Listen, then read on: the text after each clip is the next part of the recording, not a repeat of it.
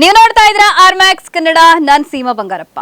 ಬಳ್ಳಾರಿಯಲ್ಲಿ ಅನೇಕ ವರ್ಷಗಳಿಂದ ಲೈಸೆನ್ಸ್ ಇಲ್ಲದೆ ಅಕ್ರಮವಾಗಿ ಔಷಧಗಳ ಸಂಗ್ರಹಣೆ ಮತ್ತು ಮಾರಾಟವನ್ನು ಮಾಡಲಾಗ್ತಾ ಇದೆ. ಹೀಗಂತ ಖಚಿತ ಮಾಹಿತಿ ಮೇರೆಗೆ ಮೆಡಿಕಲ್ ಏಜೆನ್ಸಿ ಮೇಲೆ ಔಷಧ ನಿಯಂತ್ರಣ ಇಲಾಖೆಯ ಅಧಿಕಾರಿಗಳು ದಾಳಿಯನ್ನು ನಡೆಸಿದ್ದಾರೆ. ಇದೇ ವೇಳೆ ಔಷಧಗಳು, ಆಯುರ್ವೇದಿಕ್ ಹಾಗೂ ಫುಡ್ ಐಟಂಗಳು ಸೇರಿದಂತೆ 300ಕ್ಕೂ ಹೆಚ್ಚು ಬಾಕ್ಸ್ಗಳನ್ನು ಸೀಸ್ ಮಾಡಲಾಗಿದೆ. 4 ಅಂತಸ್ತಿನ ಕಟ್ಟಡಗಳಲ್ಲಿ ಇನ್ನೂ ಕೂಡ 2 ಮಹಡಿಗಳ ಪರಿಶೀಲನೆ ಬಾಕಿ ಇದೆ. ಪ್ರಕರಣ ತನಿಖೆ ಮುಂದುವರೆದಿದೆ. ಈ ಕುರಿತು ವಿಶೇಷ ವರದಿ ಇಲ್ಲಿದೆ ನೋಡಿ. ಬಳ್ಳಾರಿ ನಗರದ ಮೋತ್ಕಿ ಸರ್ಕಲ್ ಬಳಿಯ ಶ್ರೀ ಮಹಾವೀರ ಮೆಡಿಕಲ್ ಏಜೆನ್ಸಿ ಮೇಲೆ ಔಷಧ ನಿಯಂತ್ರಣ ಇಲಾಖೆ ಅಧಿಕಾರಿಗಳು ದಾಳಿಯನ್ನು ನಡೆಸಿದ್ದಾರೆ.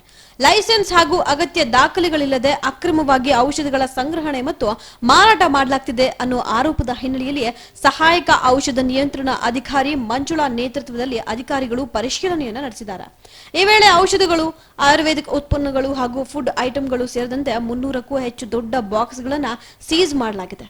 ಸೀಸ್ ಮಾಡಿರುವ ವಸ್ತುಗಳ ಒಟ್ಟು ಮೌಲ್ಯ ಎಷ್ಟು ಅನ್ನೋದು ಇನ್ನಷ್ಟೇ ಖಚಿತವಾಗಬೇಕಾಗಿದೆ.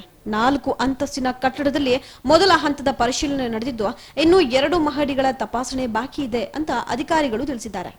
ಇನ್ನು ವಿವಿಧ ಗ್ರಾಮಗಳಲ್ಲಿನ ಆರ್ಎಂಪಿ ವೈದ್ಯರಿಗೆ ಕಡಿಮೆ ಬೆಲೆಗೆ ಔಷಧಿಗಳನ್ನ ಪೂರೈಕೆ ಮಾಡಲಾಗ್ತಿತ್ತು ಅನ್ನೋ ಆರೋಪವೂ ಕೂಡ ಕೇಳಿ ಬಂದಿದೆ. ದಾಖಲೆಗಳಿಲ್ಲದ ಹಾಗೂ ಔಷಧಗಳ ಗುಣಮಟ್ಟದ ಬಗ್ಗೆ ಅನುಮಾನ ಕೂಡ ಮೂಡಿಸಿರುವಂತಹ ವಸ್ತುಗಳು ಪತ್ತೆಯಾಗಿರುವ ಹಿನ್ನೆಲೆಯಲ್ಲಿ ಪ್ರಕರಣ ಮತ್ತಷ್ಟು ಗಂಭೀರ ಸ್ವರೂಪವನ್ನು ಪಡ್ಕೊಂಡಿದೆ.